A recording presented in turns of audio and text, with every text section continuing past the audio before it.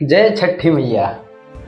फिलहाल गुरु अब छठ नजदीक है और बड़ा प्यारा गाना आया हुआ है। हाँ, मतलब कल्पना पटवारी जी, एक ऐसा नाम जो यार भोजपुरी इंडस्ट्री में अगर फीमेल की बात आप करोगे तो यार सबसे बड़ी गायिका है।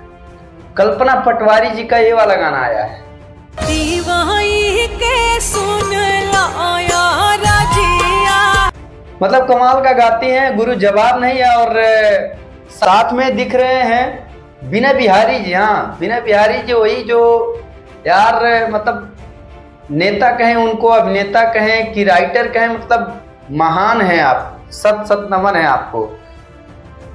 काम किए हुए हैं और कमाल का गाना लिखे हुए हैं। और ये गुरु ये गाना पूरा आपको रुद्रा म्यूजिक, ये गाना रुद्रा म्यूजिक के चैनल पे रिलीज है, तो जाइए वहां से पूरा गाना सुनिए और ढेर सारा प्यार आशीर्वाद दीजिए, क्योंकि गाना यार बड़ा कमाल का है। एक बार फिर से प्ले करते हैं। और म्यूजिक से सजाए हुए हैं कान्हा सिंह। कान्हा सिंह जी भी यार म्यूजिक मतलब कमाल का बनाए।